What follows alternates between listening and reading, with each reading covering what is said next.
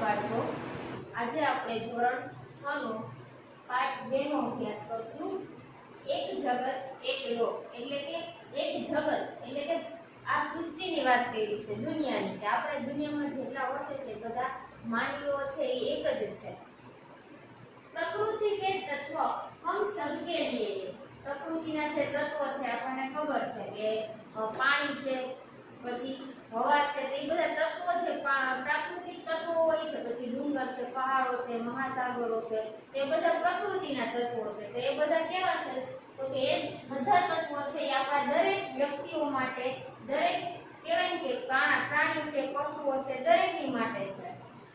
हम सबको समानता से रहना है, बिना भेदभाव के सभी के साथ प्रेम से रहना है. એટલે કે દરેક વ્યક્તિઓ છે એને સાથે જ રહેવાનું છે. કેવી રીતે? તો કે લાગણીથી, પ્રેમથી, દરેક એકબીજાની સાથે સારી રીતે વર્તન કરી અને ભેદભાવ વિના સાથે રહેવાનું છે. आज मनुष्य की सोच अपनी दुनिया तक सीमित हो रही है. એટલે કે માનવીની, મનુષ્ય એટલે કે માનવીની વિચારસરણી છે. સોચ એટલે કે વિચારસરણી. તો કે માનવીની જે વિચારસરણી છે એ કેવી છે? તો કે સીમિત. સીમિત એટલે કે લિમિટેડ. इस कार्य का भाव राष्ट्रवाद की संकीर्णता से ऊपर उठकर विश्व बंधुत्व की भावना विकसित करता है. એટલે કે આ કાવ્ય છે એ શું આપણને દર્શાવે છે અથવા તો શીખવાડે છે? તો કે વિશ્વ બંધુત્વ.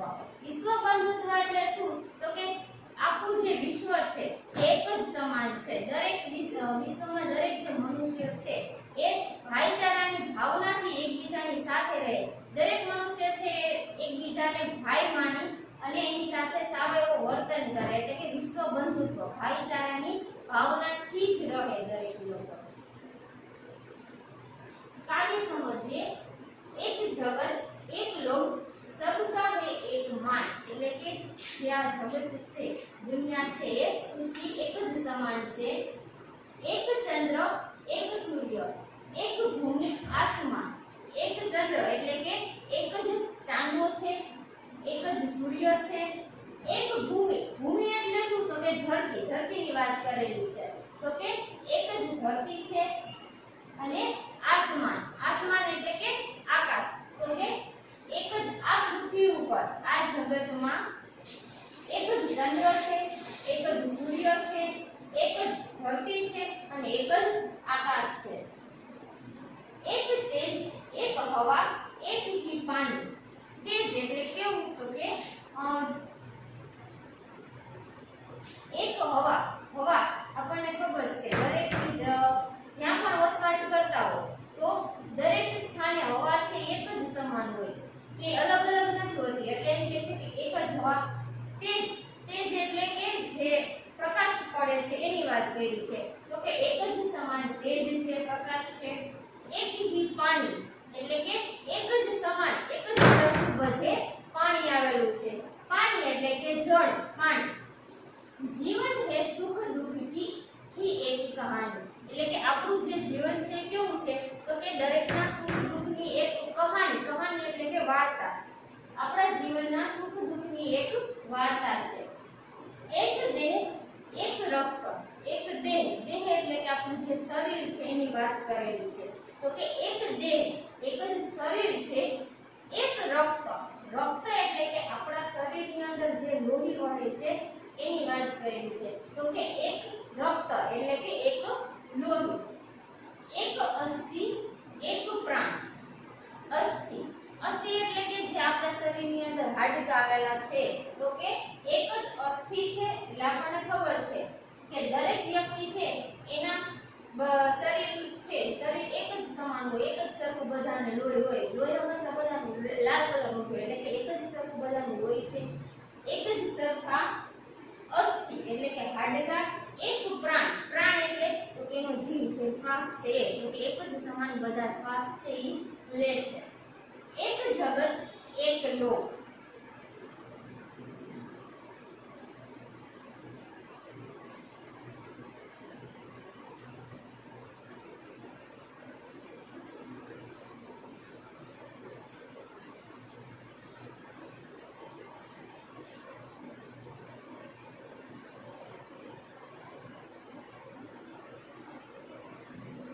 हर्ष भरे गाए हम राग सुहाने। हर्ष हर्ष भरे એટલે કે આનંદથી ખુશીથી તો કે આનંદથી ખુશીથી हम राग गाए सुहाने એટલે કે અમે દરેક લોકો છે એ ખુશીથી ગીત છે એ ગાઈએ છીએ। समता और ममता के गीत तराने। तराने એટલે કે ગીત તો કે સમતા અને મમતાના લાગણીના છે ગીત છે એ અમે સાથે મળીને ગાઈએ છીએ। घर घर में गूंज रहा એટલે કે અમે એક જ સરખા બધાના ઘરમાં છે ગીત ગુંજી રહ્યા છે કારણ કે અમે બધા સાથે મળી અને એક જ સરખા ગીત ગાઈએ છીએ અને એના લીધે આખું જે ઘર છે બધા એ બધા ઘર છે એ ગુંજી ઉઠ્યા છે। નિષદિન યહ મધુર ગાન। નિષદિન એટલે કે દરરોજ તો કે દરરોજ આ મધુર ગીત છે અમે ગાઈએ છીએ। એક જગત એક લોક એટલે કે એક જ દુનિયા છે એક જ આ લોક છે।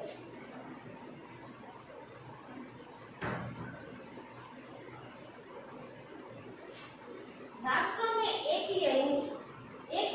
यही कर्म हमारे એટલે કે દરેક જે રાષ્ટ્ર છે એમાં એકતા બની રહે એ જ આપણું કર્મ છે એટલે કર્મ એટલે કે એ જ આપણું કામ છે। પ્રગતિ ન્યાય માનવતા ધર્મ हमारा એટલે કે પ્રગતિ ન્યાય માનવતા ધર્મ हमारा એટલે કે પ્રગતિ કરી દેશની પ્રગતિ કરી રાષ્ટ્રનો વિકાસ કરવો। ન્યાય એટલે કે હંમેશા સાચો ન્યાય છે દરેકને આપવો અને દરેકની સાથે હંમેશા આપણે સાચા ન્યાયથી જ વર્તન કરવું। માનવતા એટલે કે એકબીજાની સાથે ભાઈચારાની ભાવના રાખવી। માનવતા એટલે કે કોઈ પણ વ્યક્તિ છે એ કાઈ પણ મુસીબતમાં આવે તો આપણે હંમેશા એને મદદ કરવી એટલે કે માનવતા એ જ આપણો ધર્મ છે એ આપણો ધર્મ આપણને શીખવે છે। મિલ મિલ કે લહરાઈ એટલે કે સાથે મળીને આપણે બોલીએ। વિશ્વ શાંતિ કા નિશાન એટલે કે આ છે એ કેવું નિશાન છે તો કે આખી જે વિશ્વ છે આખી સૃષ્ટિ છે એની શાંતિનું એક નિશાન છે। આપણે પ્રગતિ ન્યાય અને કોઈની સાથે માનવતાથી કામ કરીએ તો એ કેવું તો કે વિશ્વ શાંતિની એક નિશાની છે કે સમગ્ર વિશ્વ છે એમાં શાંતિ છે એ બનેલી રહે। એક જગત એક લોક એટલે કે આ જે જગત છે આ દુનિયા છે એ એક જ છે અને તેની ઉપર વસનારા જે લોકો છે એ પણ એક જ છે।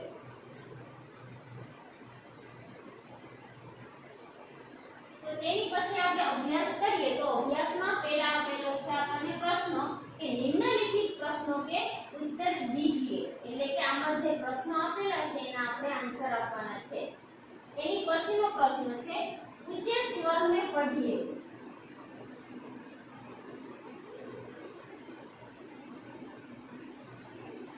ત્યાર પછી उदाहरण के अनुसार निर्देशित वर्ण से शुरू होने वाले शब्द बनाइए એટલે કે આપણને આપેલું છે ઉદાહરણ પહેલા લખેલું છે ક તો ક ઉપરથી આપણે શબ્દ બનાવેલા છે અને લખવાના છે। આપણે જોઈએ છે ઉદાહરણમાં ક તો કૌવા કમલ કાગજ કૌશલ। એવી જ રીતે આપણે નીચે આપેલા અક્ષર છે એના પરથી આપણે શબ્દ છે બનાવવાના છે ક ગ ખ ચ અને મ। એની પછી છે પ્રશ્ન 4 શબ્દ સારણી જેમાં આપણને આખું કોષ્ટક છે એ આપેલું છે। હવે એમાં આપણને જણાવ્યું છે કે ઉપરયુક્ત सारणी में कुछ सार्थक शब्द दिए गए हैं उन्हें ढूंढिए और उनका वाक्य में प्रयोग कीजिए એટલે આમાં કોષ્ટક જે આપેલું છે કોષ્ટકમાંથી આપણે શબ્દ છે એ ગોતવાના છે અને શોધવાના અને શોધી અને પછી એનો આપણે વાક્ય છે એનું લખવાનું છે। ધારો કે અહીંયા લખેલું છે કે સીપ પુસ્તાક્ષર તો એવી રીતે તમારે આમાંથી શબ્દ છે શોધવાના અને પછી એ શબ્દ જે શોધેલા છે એનું વાક્ય છે એ તમારે લખવાનું છે।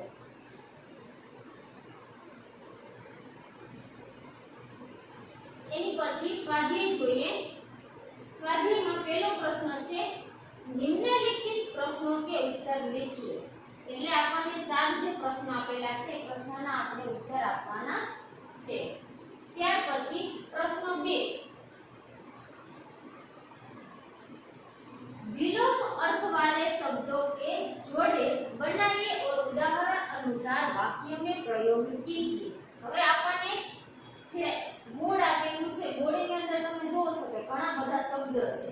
હવે એમાંથી આ શબ્દો છે એ ગોતવાના, અહીંયા શોધી અને પછી લખવાના। પછી આ બાજુ છે ત્યાં એનું વિરુદ્ધાર્થી, વિલોમ શબ્દ એટલે વિરુદ્ધાર્થી શબ્દ, એટલે અહીંયા જે લખેલા શબ્દ છે એ શબ્દનો આપણે વિરુદ્ધાર્થી શબ્દ છે એ અહીંયા લખવાના છે। ધારો કે આપણને ઉદાહરણમાં આપેલું છે કે 5, તો એનું વિરુદ્ધાર્થી છે દૂર। એવી જ રીતે શુભ, તો એનું વિરુદ્ધાર્થી શબ્દ થાય અશુભ। પ્રકાશ, તો એનો વિરુદ્ધાર્થી થાય અંધકાર। પછી જીવન, તો જીવનનો વિરુદ્ધાર્થી શબ્દ છે મૃત્યુ। એવી રીતે તમારે શબ્દ છે એ શોધીને અહીંયા લખવાના। પછી જે શોધેલા શબ્દ છે એનું વાક્ય બનાવો। તો આપણને ઉદાહરણ આપ્યું છે કે 5 અને દૂર, તો 5 અને દૂરનું ઉદાહરણ આપણે જોઈએ કે 5 નો 5 શબ્દ છે એનું વાક્ય છે મેરે ઘર કે પાસ मीना का घर है, તો એનો વિરુદ્ધાર્થી શબ્દ છે दूर।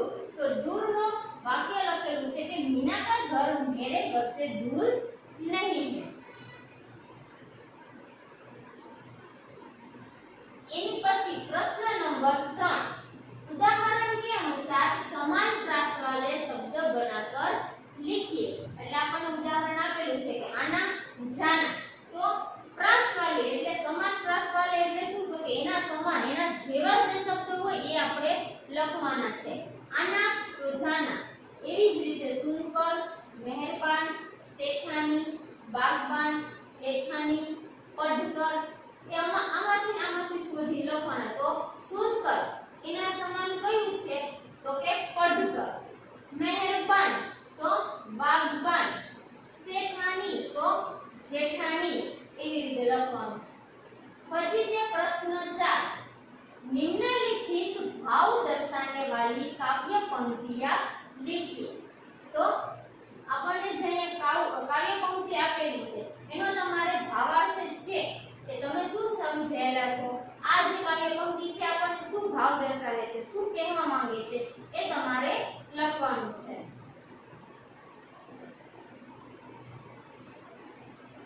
એની પછી છે પ્રશ્ન 5, समानार्थी शब्द ढूंढकर घेरा बनाइए और लिखिए। હવે આપણને જે કોષ્ટક આપેલું છે એમાંથી આ જે શબ્દ છે એના સમાનાર્થી શબ્દ છે એમાંથી શોધી અને અહીંયા લખવાના છે। ત્યાર પછી છે પ્રશ્ન 6,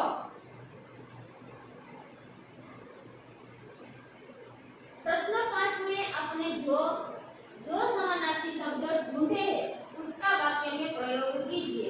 उदाहरण हाथ, पान। तो અહીંયા આપેલું છે કે હાથ અને પાણી, એ આપણને ઉદાહરણમાં આપેલું છે કે જે પ્રશ્ન 5 માં આપણે કોષ્ટકમાંથી શોધેલું હતું, તો એનું ઉદાહરણ એટલે કે એનું વાક્ય લખેલું છે કે सीता ने पानी से पानी पिया।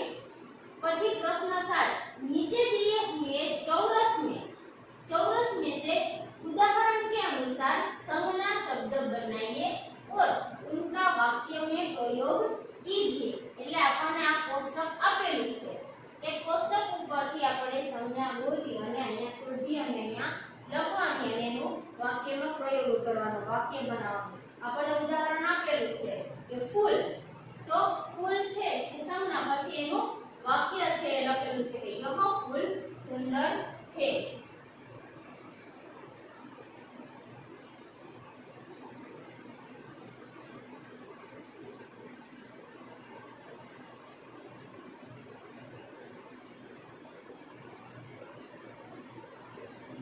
ત્યારબાદ છે ભાષા સર્જિતા। તો આમાં ભાષા સર્જિતામાં છે કે નીચે આપેલા જે વાક્ય છે इन વાક્યો को पढ़िए। એટલે તમને જે નીચે વાક્ય આપેલા છે વાક્ય છે તમારે વાંચવાના છે। Thank you.